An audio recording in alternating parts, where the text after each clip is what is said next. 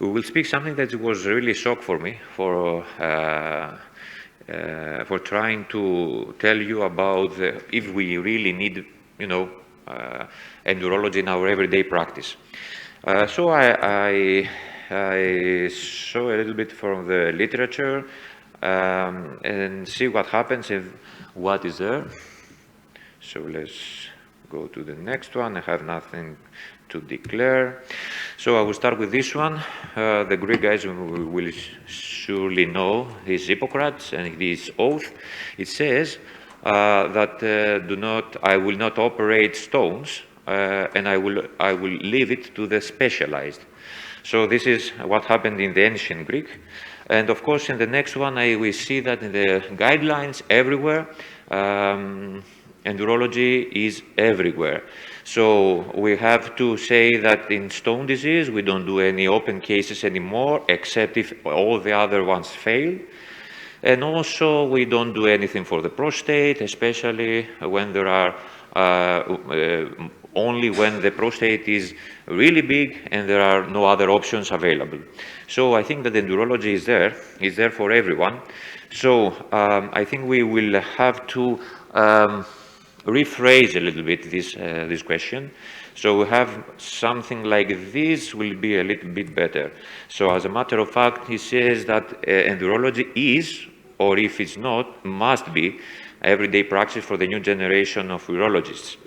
Let's see what happens in order to be there, in order to have this endurology everywhere. What happens out there? So out there, we will see that endurology has increased its numbers, its rates, especially URS in the world, and especially the using of the lasers inside the URS.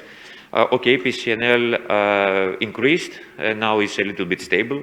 SWL is decreasing, but is reduced. The same in the left one, as again for the lithiasis patient, and on the right one there is the URS and the PCNL. Again, the numbers are increasing. So we use endurology, world uses endurology, and of course we will see the same numbers for prostate.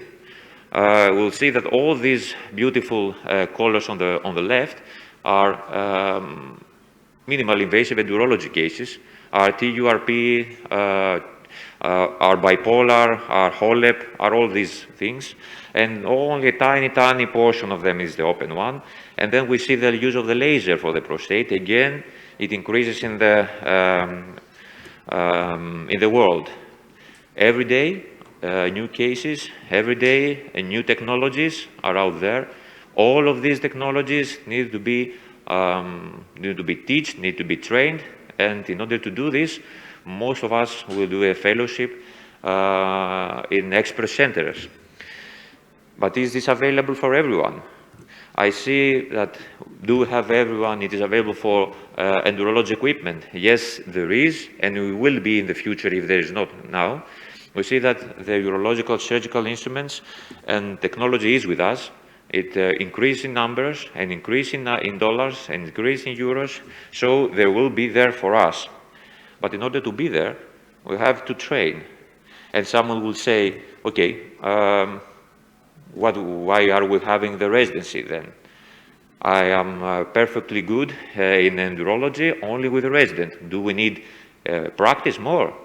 So these are what happens in centers, in countries that they have a structured endurology residency program.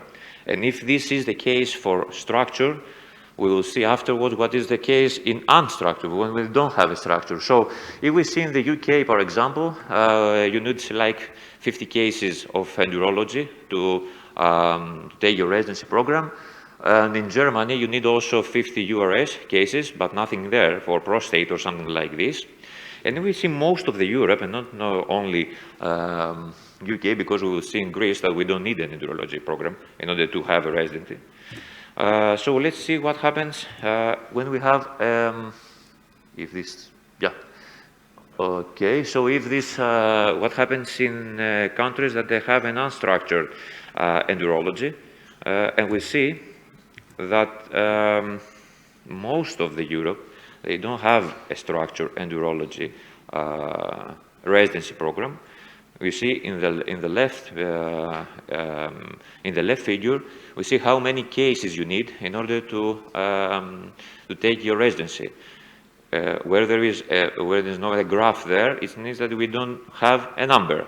So you can be a resident and you will, take the residency without any endurology, without the need of endurology training. And if you see on the right one, this is like a situation that we usually see in most of the European countries. So they say that the Irish complain about a lack of operative experience. In Spain, there is inadequate because of a lack of supervision. In Germany, half of the trainees are unprepared for the future roles, mostly of endurology. And this is something that we need to discuss later, maybe. Of course, the cases are, of course, the costs are not so high in order to perform cases, so this is not an excuse for this thing. And some will say, okay, we can structure a program, we need endurology. How many cases? What is the learning curve? Okay, we don't have an answer about this thing. We don't have an answer about how many cases you need in order to be ready for PCNL cases. There have been some propositions there, but there is not an actual case. But we know for sure that if you train, and if you train good, then your complications will be lesser. And of course, endurology with a training, a fellowship training, on the PCNL, for example, they will treat more complex stones, more big stones. They will choose the endurology for this thing. And the same for URS for lower, for example, pole calculi, and especially in the complex cases. So we really need training. We really need endurology, and we really need training in endurology. So we need a good training for this one. We will see in the right one the same conclusion, but in graphics. So if you see this black line, this is the probability of how can I say, the good outcome after radical prostatectomy for trained urologists, and the gray line down there is the same one, except for the surgical cases. So you really need more cases if you are under-trained. Also, there are some more possibilities there for a trained one, so it's a good idea to train in an expert center. It gives you more research opportunities, better salaries maybe in some countries, more academic career, so there are some road ahead of you that they can change for this one. And of course, if you see how many fellowships or how many centers of expertise are out there, then I think that everyone will choose to go in one. If you see just a Google search for endurology fellowship worldwide, just many thousand results there, and there are many. So everyone, AUA, EAU, all the SIU, all recommend fellowships and all have fellowships. So I think that it will be a good idea for everyone, of course, to use endurology, but in order to use endurology, you have to be trained and you have to do it like an expert. Thank you very much.